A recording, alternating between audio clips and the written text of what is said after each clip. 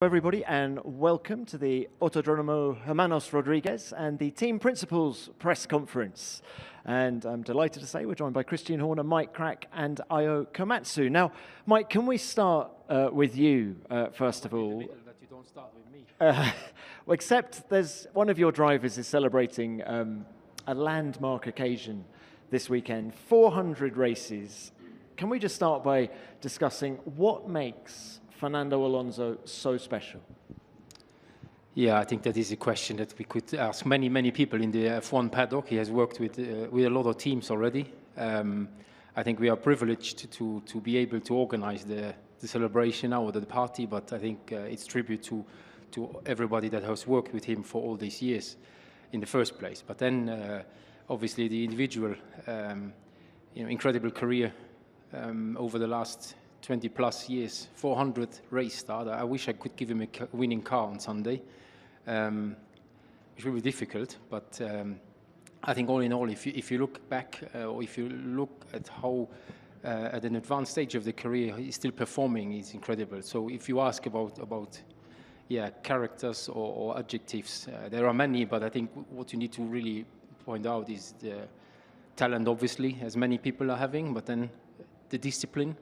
And foremost, I think the desire to compete, super competitive. So super competitive, super disciplined, and super talented. Can I bring in the other two on this particular topic? Ayo, you worked with Fernando when you were at Renault. What is your overriding memory of that time? Yeah, so I was a tire engineer back then, so I was doing lots of tire testing with Fernando. And what struck me was just unbelievable ability to understand. If you give him, okay, this is I want you to do 20 lap stint on these tires. I want you to do these lap times for the final 5 laps of the stint, and then completely use up the tire on the end lap. He can just do that bang on, know exactly what it's gonna be like by like lap 2, lap 3, how he drives. He knows what tire is gonna be like in lap 20, and he never underused or overused the tires. He can really hit that bang on. Then I was really amazed at that ability. And also, like Mike said, just the desire. He loves the sport, doesn't he? And then just the desire. But that was a really eye-opener for me.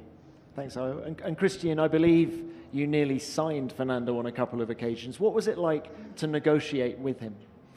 Well, look, I mean, he's a formidable competitor. And at the end of his McLaren stint, the first one in 2008, I remember going to Madrid and pushing to get him in the car, and we wanted to do a 2-year deal, and he was only prepared to sign for 1 year, and we were convinced he had a Ferrari contract in his back pocket at that point. So we didn't get to a deal, and had he come to us in 2009, maybe things could have looked slightly differently. And even halfway through the 2009 season, he was convinced if he got in our car, he could still win the championship that year. So that was at that point. We then had a conversation. I remember meeting with him with Adrian in the back of a hire car at Spa Airport. I think that was around 2011, 11 or 12.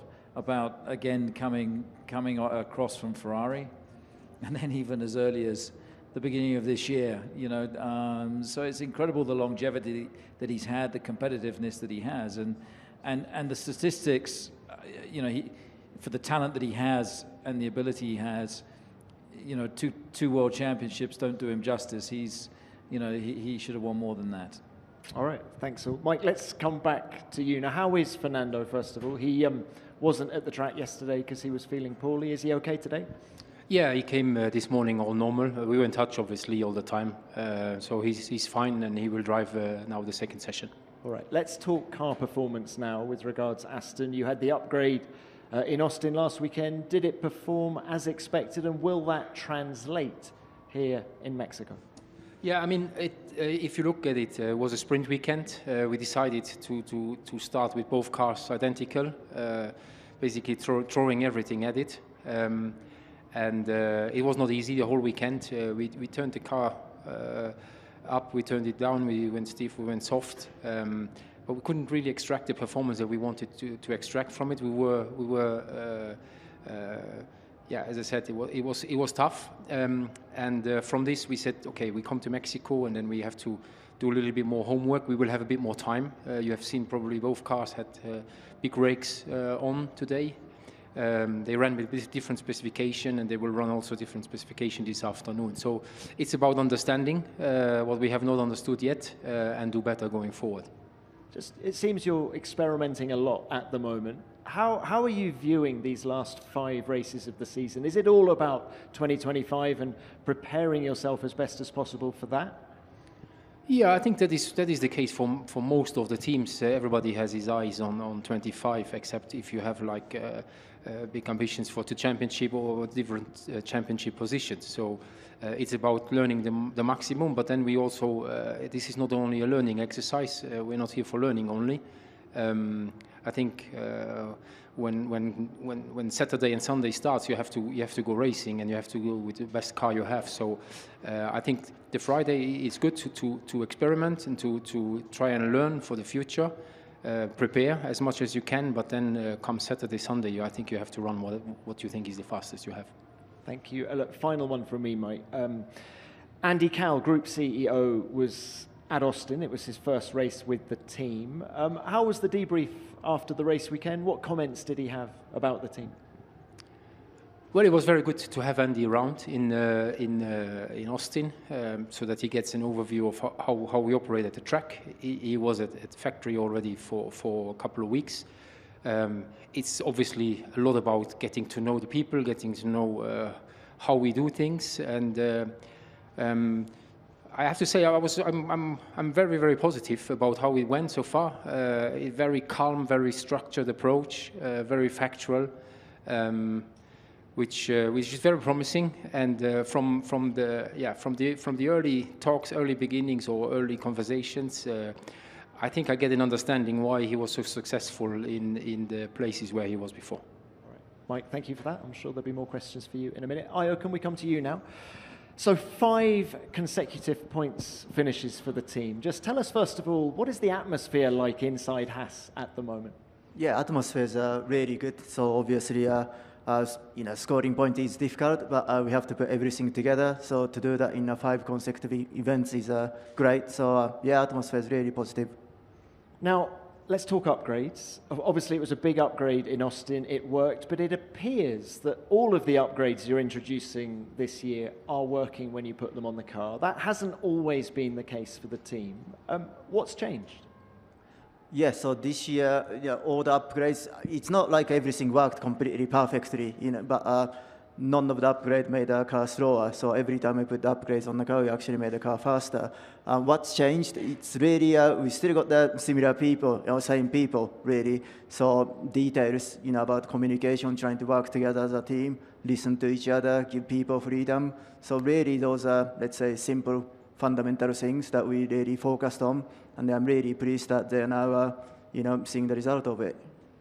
And you're in an intense battle in the Constructors' Championship with VCARB, just 2 points the difference at the moment. You're ahead.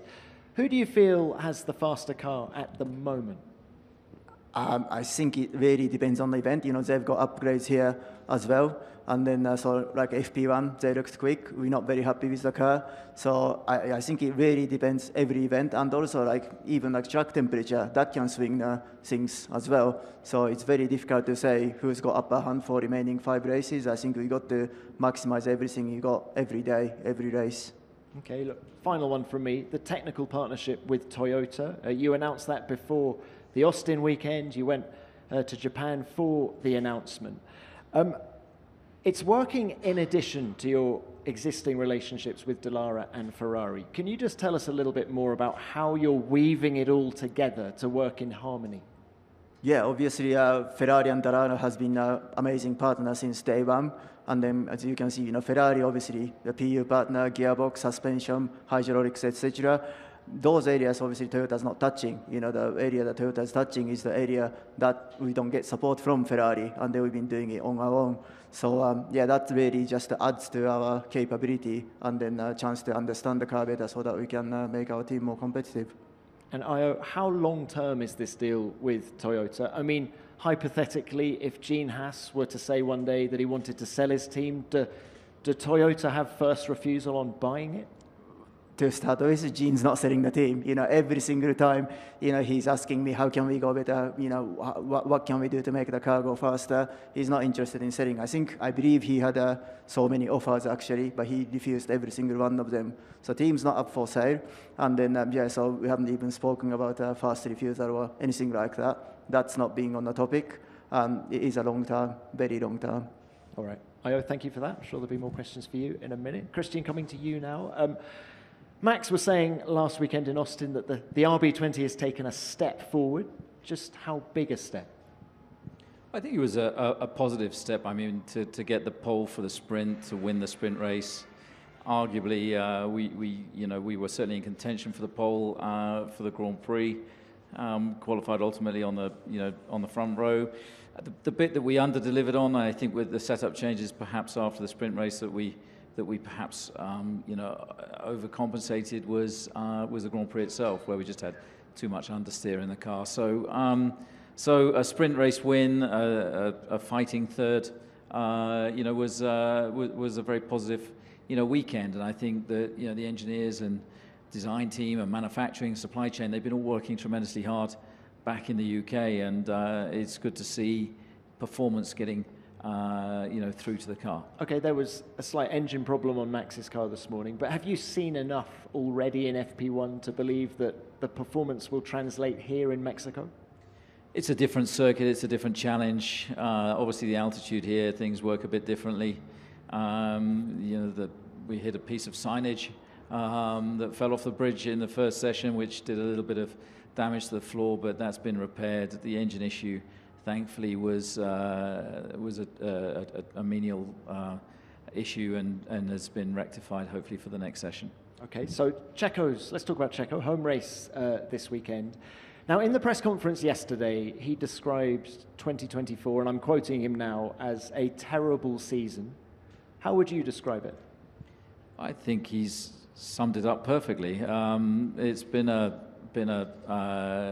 bad year, for Checo. He started strongly, and obviously he's struggled for form since pretty much Imola onwards, and it's been sporadic. We saw flashes of performance. Azerbaijan, arguably he could have won that race, almost a month ago. So we know what he's capable of, and we're hoping that we can give him a setup and the confidence in the car to extract the kind of performances that we know he's very capable of. What does the future hold for Checo? Look, Checo's our driver. He's contracted for 2025. He's competitive. He's hungry. He's not happy with where he currently is. So as a team, we're doing our very best to support him. And obviously the big weekend for him here, huge support. I think he's endorsing every product from Uber Eats to toilet roll, this weekend. So it's impressive, how many endorsements he's managed to line up for himself. Christian, this is probably a nice segue to talk about Liam Lawson. How impressed were you by his comeback race in Austin? I was very impressed. I mean, to jump in the car, a circuit that he'd not been to before, the pressure of just having to get in and get on with it over a sprint weekend. I thought he acquitted himself very well, and I think that to go from the back to ninth and score points on his seasonal debut, I thought he did a super job. What do you think he'd do in a Red Bull?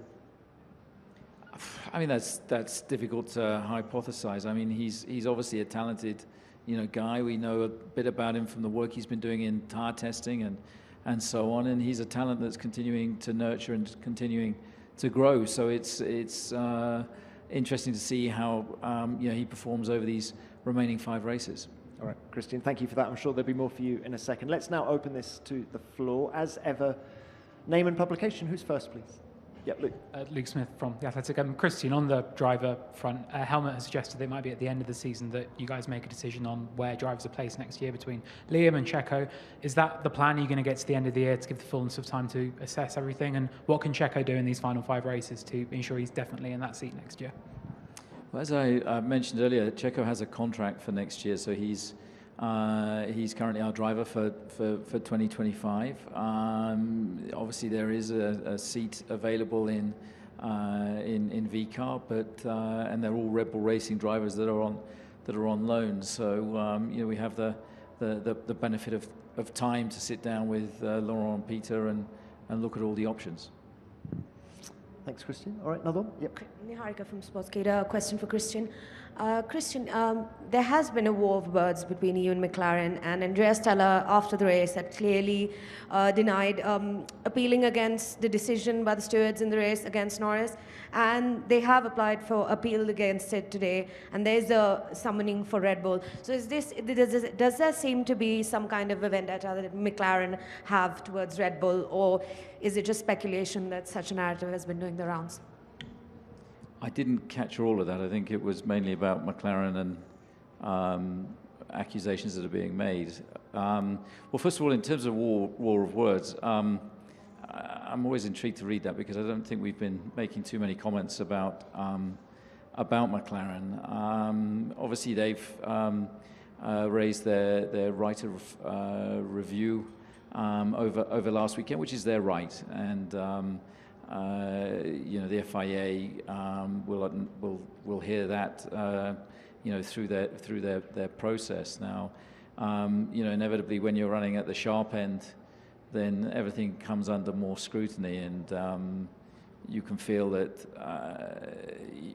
certainly McLaren are being quite vocal in certain aspects, about many parts of our team, our car, stewards, etc., etc. Okay, thanks, Christian. Another one. Yep. Dan Lawrence, Motorsport Monday, motorsportweek.com. Question for Christian.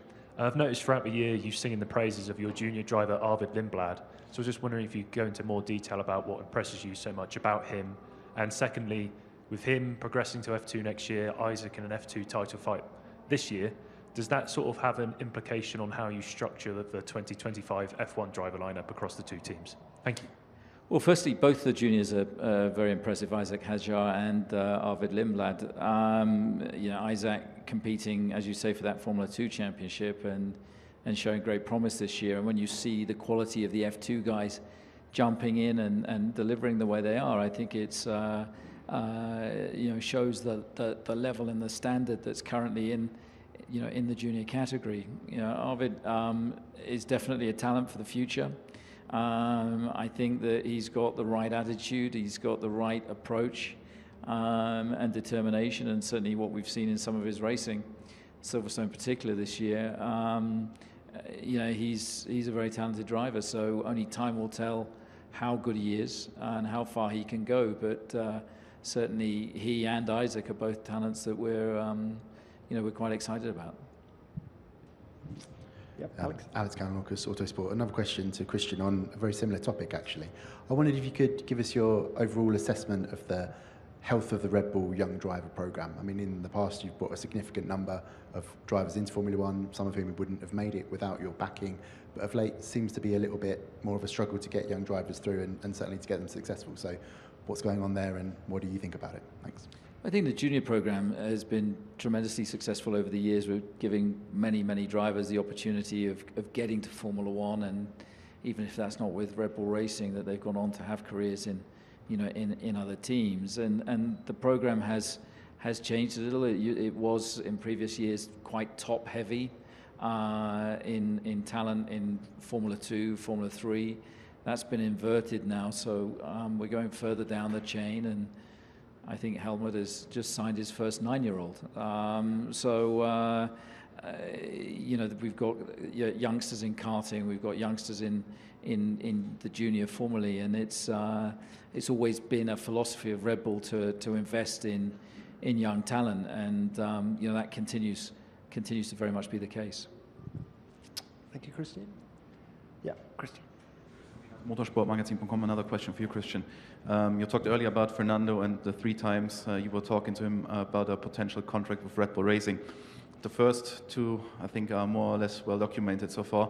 The third one you mentioned was at the beginning of the year. Given the fact that you have 2 drivers on the contract, what was the scenario you discussed with Fernando at the beginning of the year? Well, at that time, Sergio's contract hadn't been extended. So, as Fernando is a seasoned operator, you know, he always wants to know all of his options, and between him and his manager or advisor of many years, Flavio, they're always you know, testing the market, and it just shows how hungry and competitive, you know, he is, and you know, he's still delivering at 42 years of age. Is he 42? 43. You know, he's still in great shape, and it just shows that age is just a number. So yeah, you know, he's still a very, very capable, you know, Grand Prix driver. Given the tools, I'm sure he'd be at the front. Thank you. Another one. Erwin Jaggi, Motorsport.com. Question for Christian.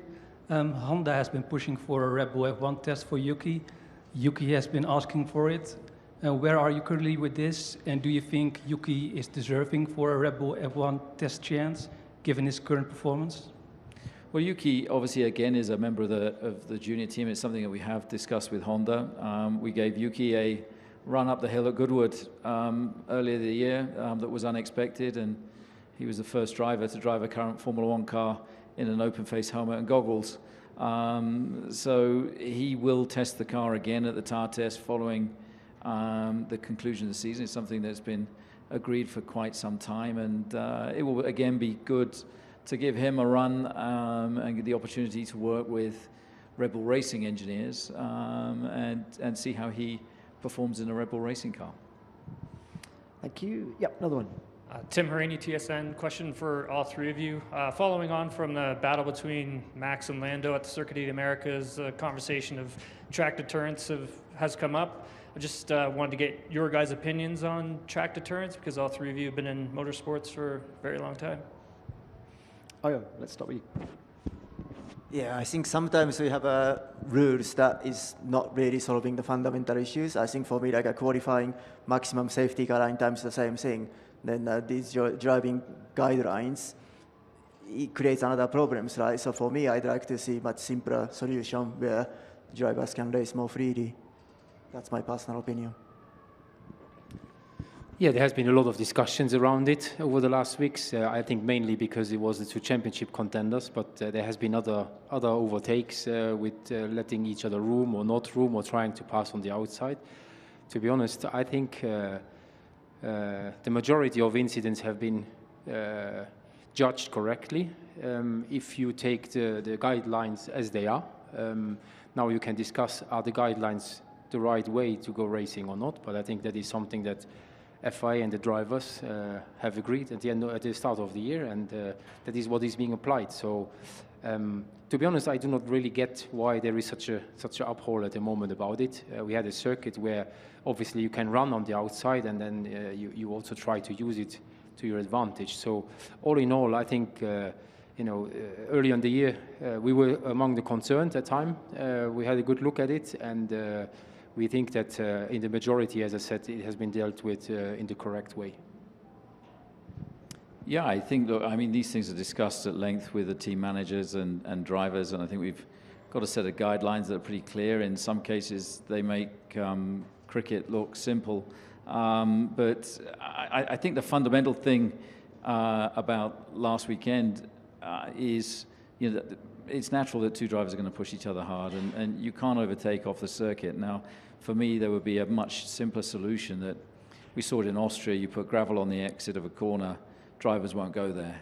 And I know that cost and restrictions come in from that perspective, but I think have a deterrent on the exit of a corner like turn 12, for example, in Austin, and you wouldn't find a driver running wide because he's going to go significantly slower, maybe damage his car and cost him significant time. So for me, that keep it simple, try and go back to basics.